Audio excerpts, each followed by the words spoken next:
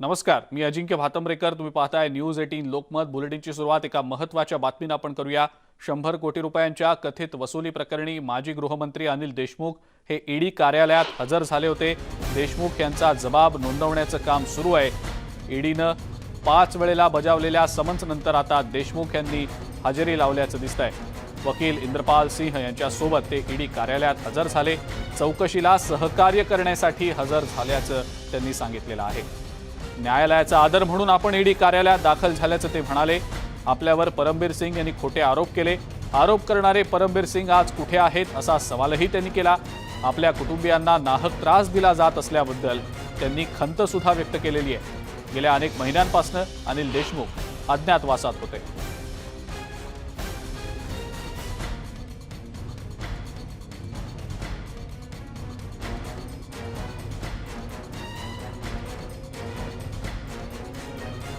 देशमुख यांचा जबाब नोंदवणं सध्या सुरू आहे. मात्र आपण चौकशीला पूर्णपणे सहकार्य करणार असल्याचंही त्यांनी स्पष्ट केलेलं आहे. मात्र या सगळ्या दरम्यान आपल्या कुटुंबाला नाहक त्रास दिला जात असल्याची खंत त्यांनी व्यक्त केलेली आहे. आपल्यावर ज्यांनी आरोप केले ते परमबीर सिंग आता नेमके आहेत तरी कुठे असा सवालही त्यांनी आता उपस्थित केला आहे.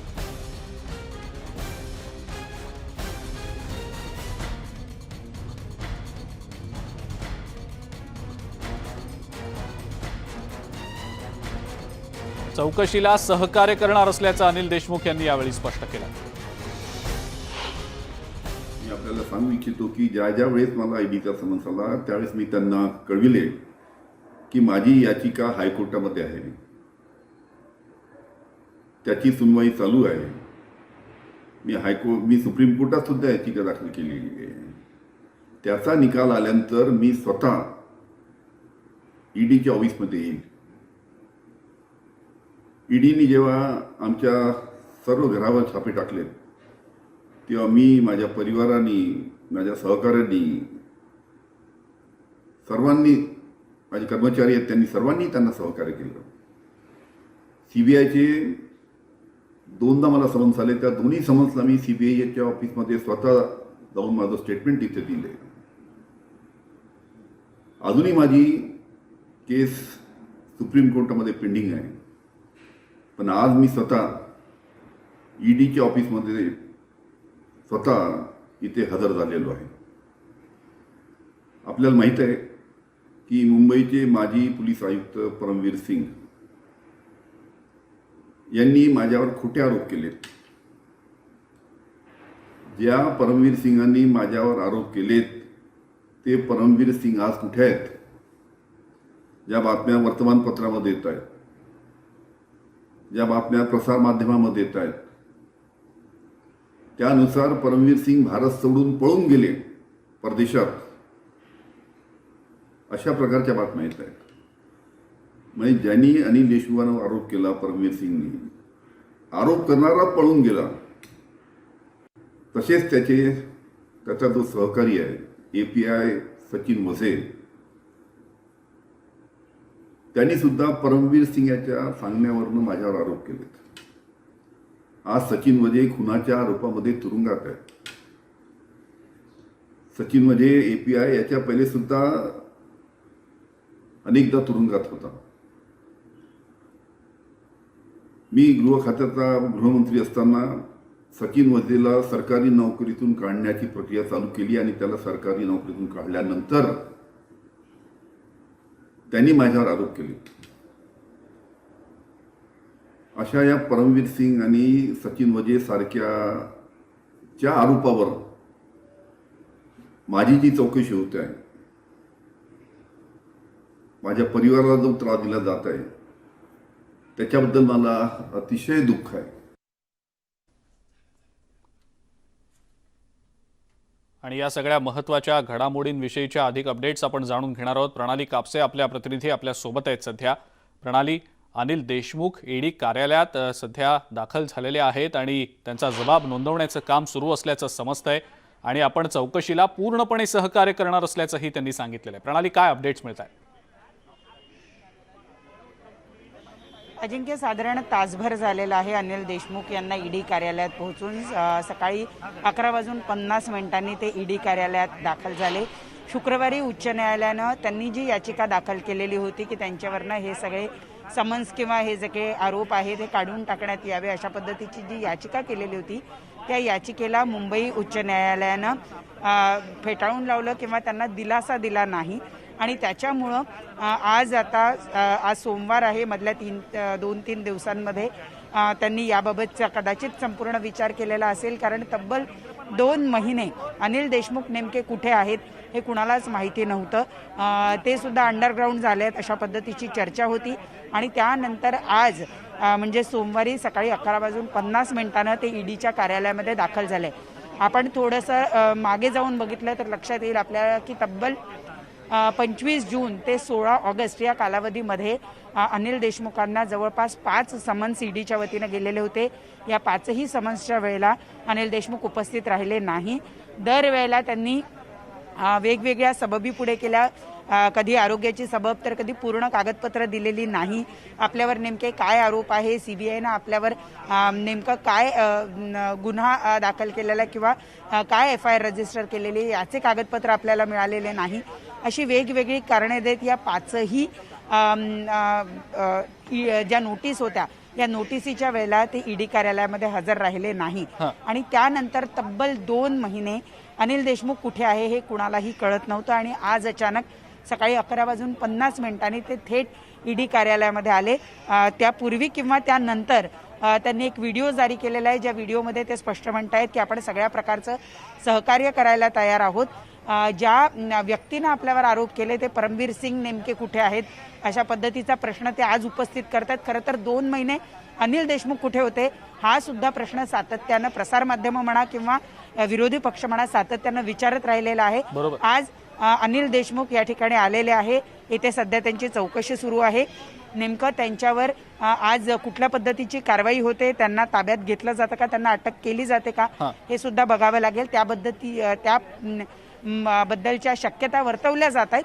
त्यामुळे आज नेमकं दिवसभरात इथं काय होईल हे बघावं लागणार आहे. अजिंक्य, बिलकुल प्रणाली, पण अनिल देशमुख ज्या वेळेला ही सगळी प्रतिक्रिया देत होते त्यावेळेला त्यांनी अनेक महत्त्वाचे मुद्दे देखील मांडले. ते म्हणतायत की ज्यांनी माझ्यावर आरोप केले ते परमबीर सिंग नेमके कुठे आहेत, त्यांनी का आता समोर येऊन या सगळ्याबद्दल खुलासा केला जात नाहीये, किंवा ज्या पद्धतीनं माझ्या कुटुंबियांना या सगळ्या प्रकरणाबाबत नाहक त्रास दिला जातोय त्याबद्दल आपल्याला खंत आहे, आपल्याला दुःख वाटतंय. या सगळ्या गोष्टी ज्या वेळेला ते बोलतायत त्यावेळेला एक वेगळा अँगल दिला जातोय की काय अशी देखील चर्चा सुरू आहे, शक्यता त्याबद्दलची व्यक्त केली गेलेली आहे. या सगळ्याबद्दल प्रणाली नेमकं काय सांगाल? अजिंक्य, आपण बघितलं पाहिजे की ईडीने 5 तुम्हाला नोटिसा बजावल्या. तुम्ही सुरुवातीपासून म्हणतात की या प्रकरणामध्ये आपल्याला नाहक गोवलं जात आहे किंवा आपला या प्रकरणाशी काहीही संबंध नाही आणि अशा वेळेला तुम्हाला जर 5 नोटिसा जातात आणि त्यानंतरही तुम्ही 5ही नोटिसांना हजर राहत नाही त्यावेळेला तुमच्यावरचा संशय हा दाट व्हायला लागतो. तुम्ही कोर्टामध्ये सुद्धा सर्वोच्च न्यायालय असेल किंवा उच्च न्यायालय असेल या दोन्ही न्यायालयांमध्ये याचिका दाखल केलेल्या आहेत. आतापर्यंत अनिल देशमुखांनी हे सुद्धा कारण दिलेलं होतं की आपल्या याचिका ज्या आहेत त्या उच्च न्यायालयामध्ये आहे. आज त्यांनी जेव्हा प्रतिक्रिया दिली आहे त्यातही ते म्हणतात की सर्वोच्च न्यायालयातली आपली याचिका अजून पेंडिंग आहे. असं जरी ते म्हणत असले तरी एक गोष्ट ही लक्षात घेतली पाहिजे, जेव्हा एकीकडे आपण म्हणतो की आपण निर्दोष आहोत, आपल्याला नाहक गोवलं जात आहे, आपल्या कुटुंबियांना त्रास दिला जातोय, असं म्हणत असताना तुम्ही 5 वेळेला तुम्हाला नोटीस देऊन सुद्धा तुम्ही हजर का राहिला नाहीत हा सुद्धा प्रश्न सर्वसामान्य नागरिकांपासून विरोधक असतील किंवा इतर सगळे असतील यांना पडल्या वाचून राहत नाही आणि त्यातूनच संशय हा वाढीस लागतो.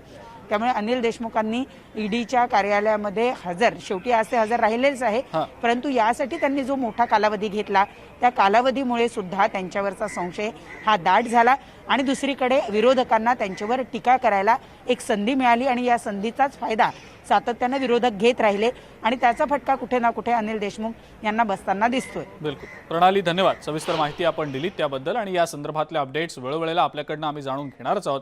अनिल देशमुख यांची सध्या चौकशी सुरू आहे, जबाब नोंदवण्याचं काम सुरू आहे. हा कालावधी नेमका किती असेल, किती वेळ ही सगळी प्रक्रिया चालेल याबद्दलची माहिती अजून मिळालेली नाही.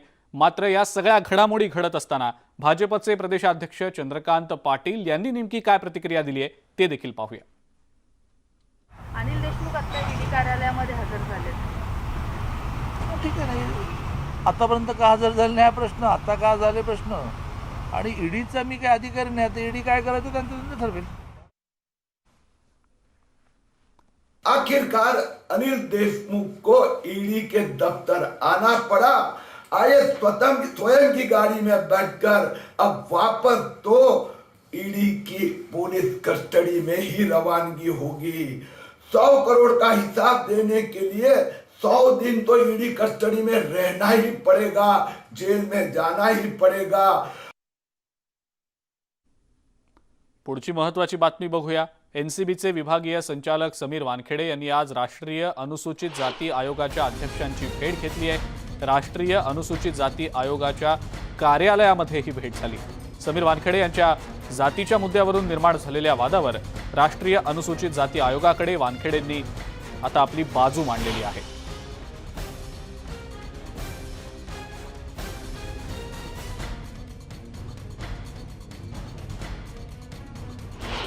मुझे सिर्फ एक बात कहनी है कि जो कोई भी ऑनरेबल हमारे जो कमीशन है, एससी कमीशन है, जो कोई भी डॉक्यूमेंट्स उन्होंने मांगा है, जो कोई भी तथ्य मांगा है, तो उनके सामने प्रस्तुत किया गया है अभी।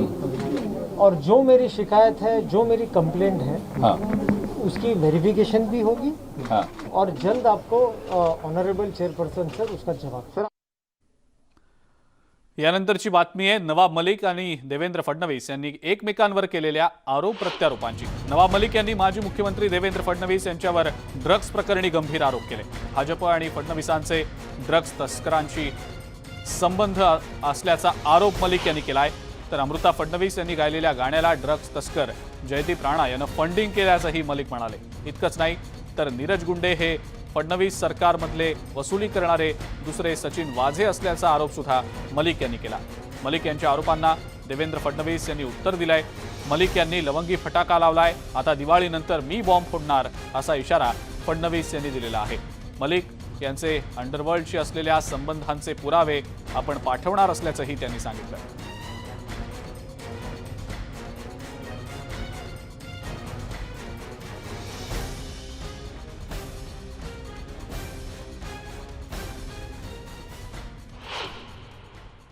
जयदीप राणा जेल में बंद है। जो दिल्ली का केस है 8/40 DZU 2020 का, मेरी जानकारी है कि एक सुनवाई में उसे कोर्ट में हाजिर नहीं किया गया, जिसमें दिल्ली के एनसीबी के जोनल यूनिट ने कहा कि वो जेल में है और जानकारी ऐसी है कि वे साबरमती जेल में हैं। ड्रग ट्रैफिकिंग के केस में गिरफ्तारी हुई है, लेकिन उनके रिश्ते महाराष्ट्र के पूर्व मुख्यमंत्री श्री देवेंद्र फडणवीस जी से भी हैं। आपको बता दें, नवाब मलिक यांनी दिवाळीच्या दिवशी लवंगी फटाका लावलाय। आता नवाब मलिक यांनी लक्षात ठेवावं, दिवाळी झाल्यानंतर बॉम्ब मी फोडेन। याचं कारण असं आहे की मी काचेच्या घरात राहत नाही। ज्यांचे संबंध अंडरवर्ल्डशी आहेत अशा लोकांनी माझ्याशी बोलू नये आणि ड्रग्ज संदर्भातही बोलू नये। त्यामुळे दिवाळी संपण्याची वाट बघा। आता त्यांनी सुरुवात केली आहे, त्यामुळे आता याला अंतापर्यंत तर न्यावंच लागेल। जो नशे का कारोबारी है, ड्रग पेडलर है, एक टी सीरीज ने जो गाना रिलीज किया था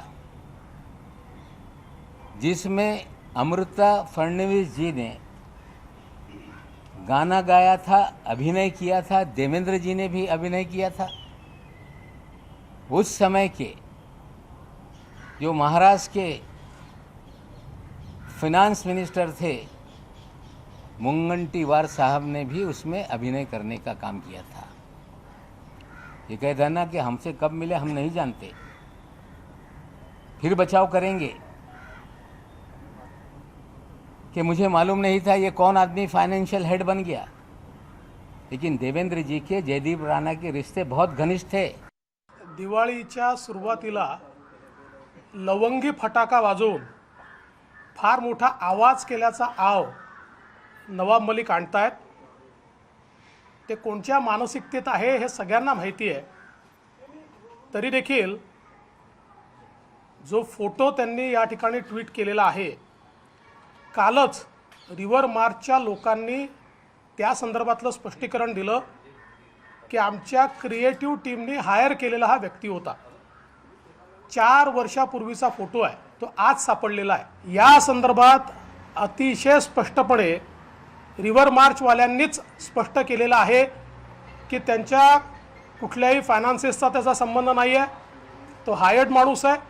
आणि सगळ्यात महत्त्वाचं, हे जे काही त्या ठिकाणी लोक आले होते किंवा ज्यांनी फोटो काढला, हे रिव्हर मार्चवाल्यांसोबत आलेले लोक होते. त्यामुळे त्यांचा आणि आमचा किंवा माझ्या पत्नीचा कुठलाही दुरान्वयानेही संबंध नाही. देवेंद्र फडणवीस का एक वजह इसी शहर में रहता है, नीरज गुंडे, जिसको पूरी तरह से पिछली सरकार में मुख्यमंत्री निवास में एक्सेस था, मुख्यमंत्री कार्यालय में एक्सेस था,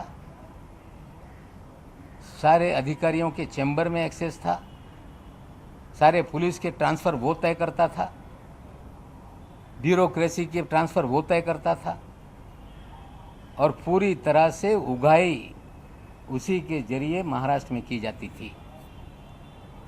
और देवेंद्र जी जब भी नई मुंबई की तरफ, पूना की तरफ प्रस्थान करते थे तो शाम में उनके घर में हाजिरी लगती थी और लगातार नीरज गुंडे के घर पर वो बैठते थे और वहीं से सारा देवेंद्र जी का माया जाल चलता था. नीरज गुंडे आमचे संबंधित आहेतच, 100% आहे. काही डिनायच करण्याचं कारण नाही आहे. पण जरा एकदा मुख्यमंत्र्यांना विचारलं असतं तर त्यांच्या लक्षात आलं असतं. मी जेवढे वेळा नीरज गुंडेंच्या घरी गेलो त्यापेक्षा जास्त वेळा मुख्यमंत्री मागच्या काळात त्यांच्या घरी गेलेले आहेत. किंवा मी जेवढे वेळा मातोश्रीवर गेलो त्यापेक्षा जास्त वेळा नीरज गुंडे मातोश्रीवर गेलेले आहेत. आणि कदाचित मला असं वाटतं की माझ्या आधीपासूनचे त्यांचे संबंध हे माननीय मुख्यमंत्र्यांशी आहेत. पण नवाब मलिकांजवळ पुरावा असेल तर त्यांनी द्यावा ना, काय अडचण आहे? काहीच अडचण नाही आहे. वाझे पाळण्याची सवय तुम्हाला आहे, आम्हाला नाही आहे. आम्हाला गरजही पडत नाही. जो पिछले 14 साल में इस शहर में लगातार अलग अलग विभाग में काम करता है, उसके भी तबादला करने के पीछे महाराष्ट्र के पूर्व मुख्यमंत्री देवेंद्र फडणवीस हैं. और उसे लाया इसीलिए गया क्या पब्लिसिटी करके नाजायज़ लोगों को फंसाया जाए और ड्रग का खेल इस मुंबई और गोवा में चलता रहे, इसलिए समीर वानखेड़े को लाया गया. देवेंद्र फडणवीस आणि उद्धव ठाकरे यांना मांडवलीची गरज पडत नाही. मांडवली करणारे लोक हे नवाब मलिकांसारखे असतात. आम्हाला मांडवली नाही करावं लागत, आम्हाला चर्चा करतो आम्ही. एका दिवसात यशाच्या शिखराला गवसणी घालता येत नाही आणि प्रामाणिकपणा चिकाटी असेल तर एक दिवस यश नक्की मिळत असतं. देशात दूध क्रांती आणणाऱ्या अमूलचा प्रवास गुजरातमधल्या फक्त 2 गावांमधून सुरू झाला. आज हाच अमूल ब्रँड 75 वर्षांचा झालेला आहे आणि भारतीय स्वातंत्र्याच्या अमृत महोत्सवासोबतच अमूल सुद्धा अमृत महोत्सवाचा आनंदोत्सव साजरा करताय. अमूलच्या यशाचा सुवर्ण इतिहास नेमका कसा लिहिला गेला जाणून घेऊया या रिपोर्टमधून.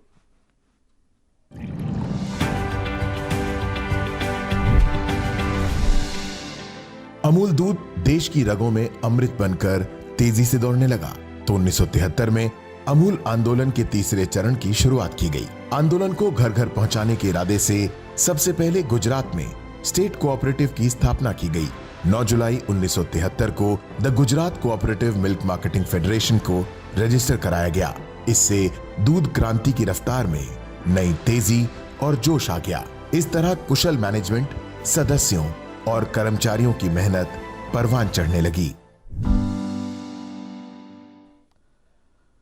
मेघालयमधलं एक छोटंसं गाव देशासाठी स्वच्छतेचं एक आदर्श बनलेलं आहे. स्वच्छ भारत मिशन आणि ग्रामस्थांच्या सहकार्यानं परिवर्तनाची ही कहाणी लिहिली गेली.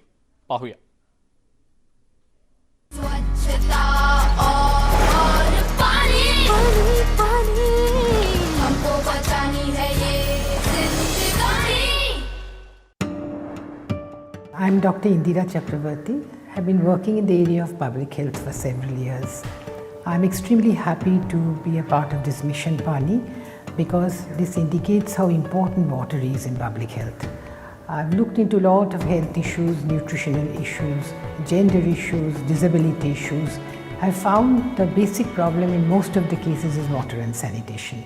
Women usually use maximum amount of water, so if there's not enough water available, women have to get the water from very far away distances. And what happens when a lady or a young girl has to get water from a far away distance? It affects the gender stability. If you have more water, hygiene improves, infection will reduce, disease levels will come down, and all this, as we know, the disability's main cause is disease. So if you look into one single factor of water accessibility, it has such a multiple functions, starting from gender, disability, infection, hygiene, drudgery.